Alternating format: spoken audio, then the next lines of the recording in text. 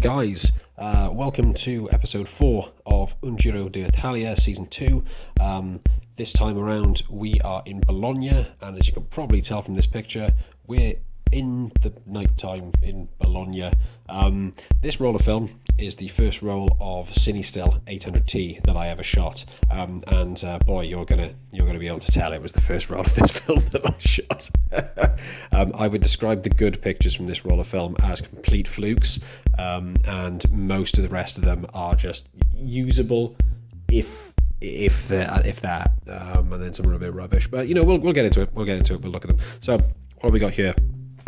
First one, I did the standard thing anybody does when they're shooting Cinestill 800T. I went out in the night time. I looked for sources of light with a lot of darkness. So that involved looking down a lot of alleyways and into things like this, which is the entrance to a bar down an alleyway in Bologna. You can very, very clearly see the halation effect there on the lights. And you can also see that the bar sign is completely blown out. You can't even read that. Other than that, I think this is quite a nice image.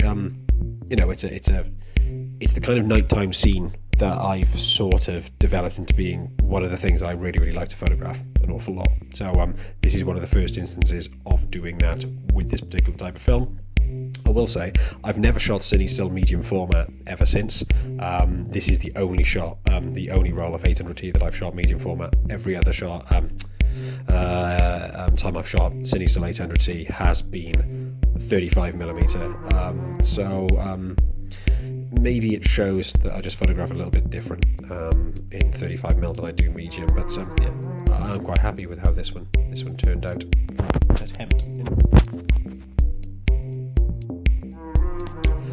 Okay, as I've said, it's the first time I shot this film, and because of that, I didn't really know its properties. I obviously know you can shoot it in darkness, but nighttime with under what's the word I'm looking for? Artificial lighting.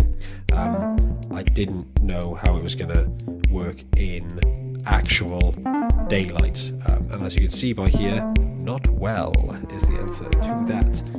Hence why the sort of entire rear of this image is horribly overblown.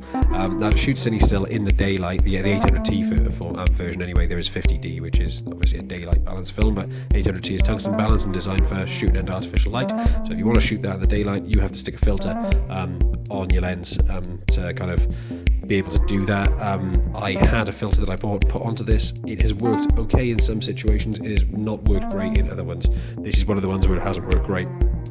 As you can see, the background is just a big blob of light and not very nice. So,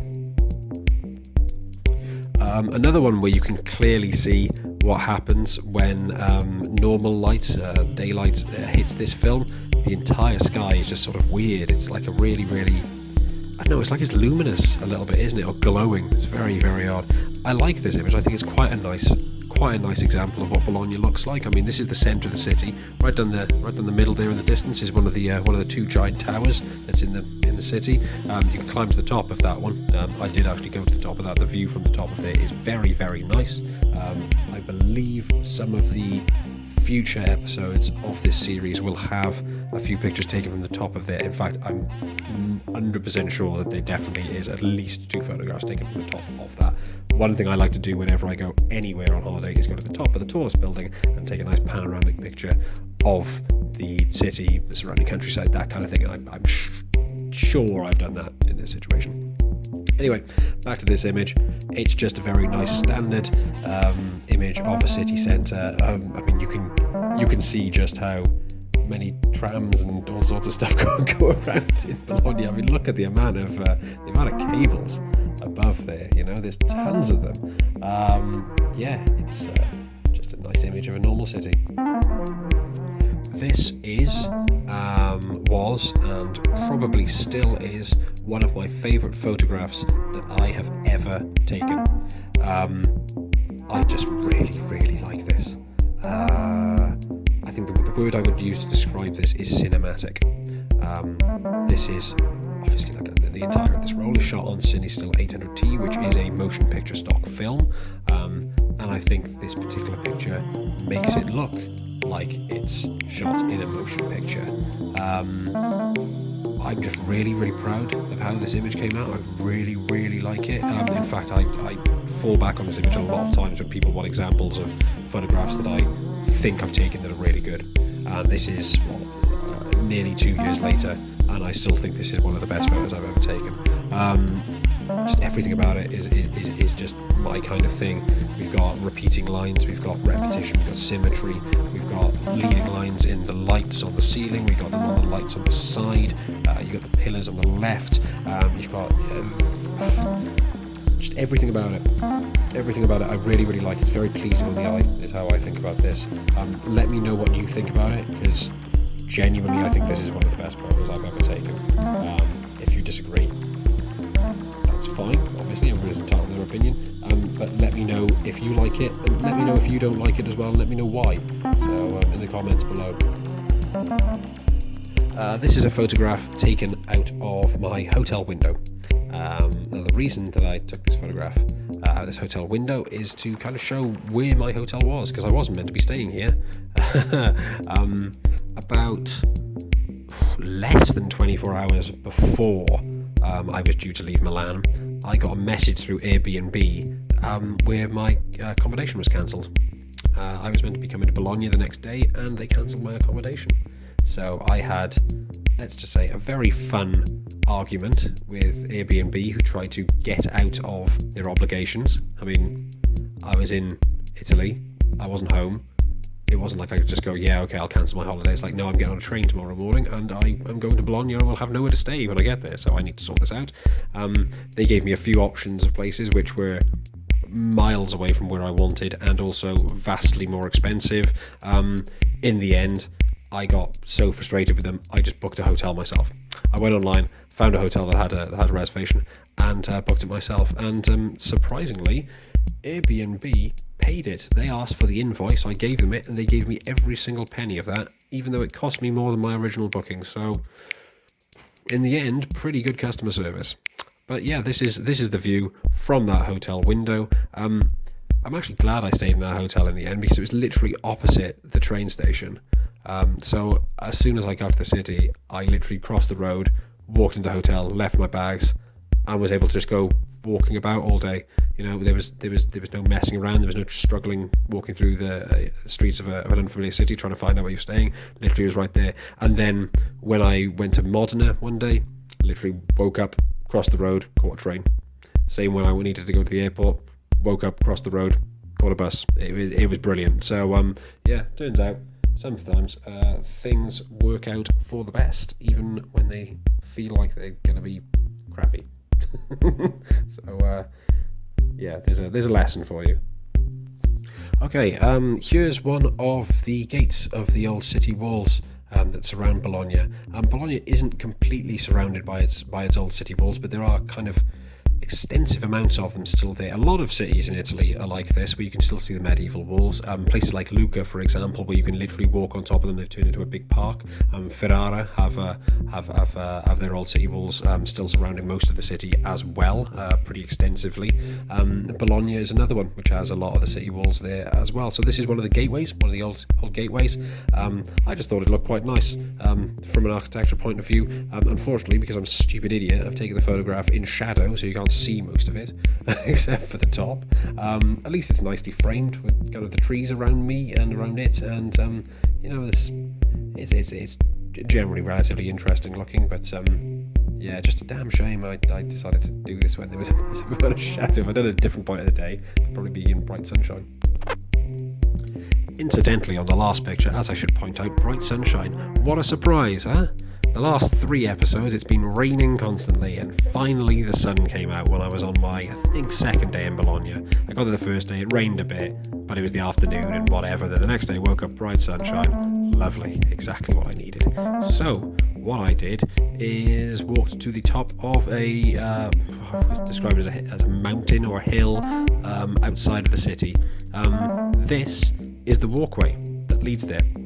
This is the longest Portico, or Portici, because there's more than one of them, in the world, I believe, and it leads from one of the gates for the old city wall in Bologna all the way up to the top of this hill.